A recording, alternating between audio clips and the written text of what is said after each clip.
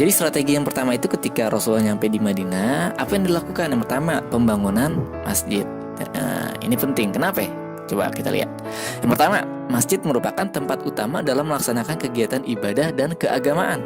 Masjid juga sebagai pusat kegiatan pendidikan, musyawarah, dan tempat pengadilan. Jadi di zaman Rasulullah, masjid itu tempat segala-galanya, tempat belajar, tempat ibadah, tempat musyawarah, dan tempat pengadilan dan lain sebagainya gitu.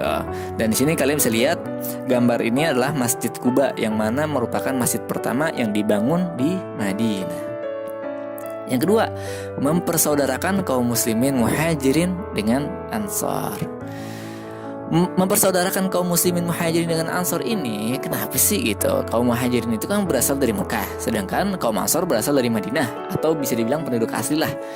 Meskipun berbeda suku, mereka harus menjalin hubungan persaudaraan dengan kuat. Nah, tujuan Rasulullah SAW ini mengambil langkah ini adalah untuk menghilangkan konsep persaudaraan berdasarkan keturunan dan nasab, menjadi persaudaraan yang berdasarkan atas agama. Jadi, lo mau suku apa, lo mau orang mana, asalkan kita sama-sama Islam, nah itu kita bersaudara.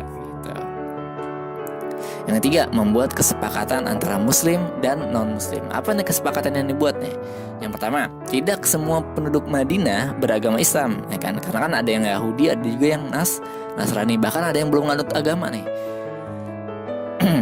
Terus yang kedua, kenapa sih harus diadakan kesepakatan gitu?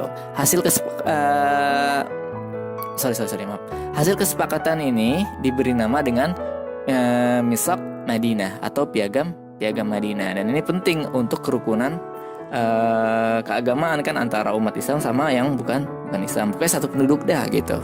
Nah, kesepakatannya apa aja nih isi piagamnya? Yang pertama, setiap golongan memiliki kebebasan dalam beragama dan berpolitik.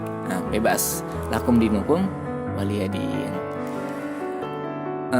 Setiap golongan bebas melaksanakan ajaran agamanya masing-masing, jadi nggak ada larangan. Yang Islam sholat ya boleh sholat, kagak ada larangan. Yang Yahudi ibadah ala Yahudi nggak dilarang sama umat Islam. Jadi di sini toleransi beragama. Yang ketiga, seluruh penduduk Madinah baik kaum muslim maupun Yahudi harus membantu dalam bidang moral dan material. Mereka harus menangkis semua serangan terhadap kota Madinah secara bersama-sama. Jadi di sini tuh Rasulullah mengajarkan kalau Madinah itu adalah rumah bersama. Jadi harus ngerawat Madinah bareng-bareng, biar kata beda agama tapi Madinah itu rumah bersama. Sama kayak Indonesia rumah bersama. Harus dijaga sama yang umat Islam, harus dijaga sama umat yang Kristiani, yang Hindu, yang Buddha, yang Konghucu gitu. Dalam segala hal, Rasulullah SAW adalah pemimpin teratas bagi seluruh penduduk Madinah. Kepada beliaulah dibawa segala perkara dan perselisihan diselesaikan. Jadi di sini Rasulullah itu punya dua kedudukan. Yang pertama, kedudukan sebagai pemimpin agama. Yang kedua, sebagai pemimpin negara. Oke, yang keempat apa nih? Strateginya membuat aturan-aturan baru di bidang politik, sosial, dan ekonomi.